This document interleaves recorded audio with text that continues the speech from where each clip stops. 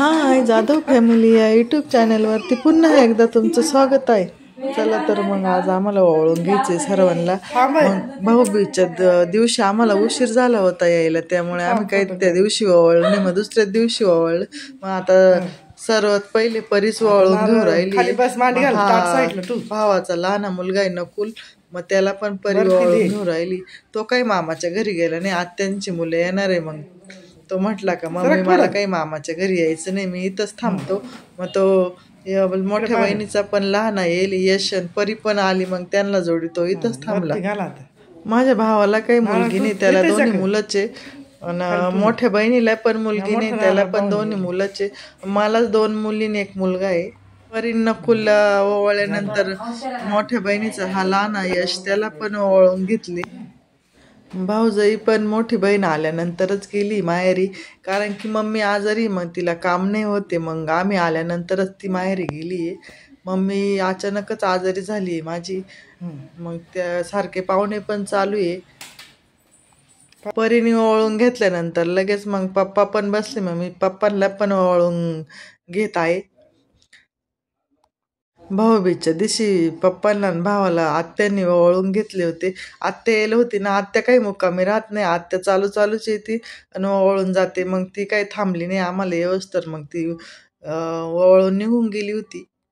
आता माझ्या पाठीमागे बसलेली ती मम्मी, गुलाबी साडीवाली ती मम्मी, येलो साडीवाली ती मोठी बहीण आहे माझी. मग माझं ओवाळायचं झाल्यानंतर मोठ्या बहिणीने पण ओवाळून घेतलं पप्पांना. ती पण मी गेल्याशिवाय काही ओवाळीतच नाही, मग आम्ही सोबतच ओवाळणी करतो दोघी पण. तिला जर म्हटलं ना मला यायला उशीर आहे, तू ओवाळून घे, ती बोलती का नाही तू आल्यावरच आपण सोबतच ओवाळणी करू. ओवाळणी झाल्यानंतर आम्ही थोडेसे फोटो पण काढले. त्यानंतर भाऊ पण बसला ओवाळून घेण्यासाठी. हा आहे माझा मोठा भाऊ, न 2 मोठ्या भावाच्या पाठची ती मोठी बहीण आहे, आणि माझा आहे 3रा नंबर. त्यानंतर आजीसोबत फोटो पण काढून घेतले.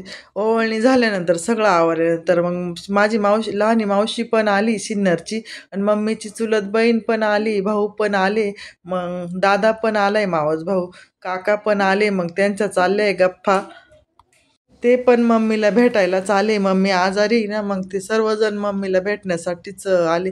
इथे मोठी बहीण स्वयंपाक करून घेऊन राहिली, सर्वांना जेवण करायचे ना.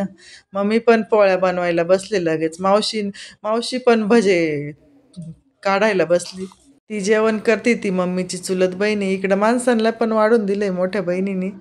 जेवण झाल्यानंतर मम्मीचा चुलत भाऊ येईल, मग तो बोलला का अक्का मला पण ओवाळून घ्या. मग त्यांनी सर्वांनी त्याला पण ओवाळून घेतलं, कारण की मम्मीचा भाऊ ना 2 वर्ष झाले तेव्हाच ॲक्सिडेंटने वारलाय. मग चुलत भाऊच आला होता ओवाळून घेण्यासाठी. इथे मावशीने ना मोठी गाडी घेतली 4 व्हीलर.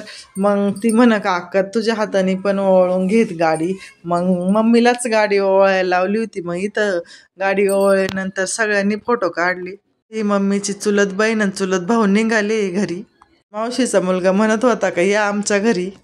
ते गेल्यानंतर लगेचच मग सिन्नरच्या मावशीन ते पण घरी जायला निघाले. मावशीन ते गेल्यानंतर मी पण माझ्या मैत्रिणीच्या घरी गेले होते. हा तिथला शूट आहे मैत्रिणीच्या घरी. मग खूप दिवसांनी आम्ही भेटलो होतो. मग थोडंसं मग तिला म्हटलं आपण व्हिडिओ पण काढू, थोडीशी आठवण म्हणून. व्हिडिओ काढला, फोटो पण काढले थोडे.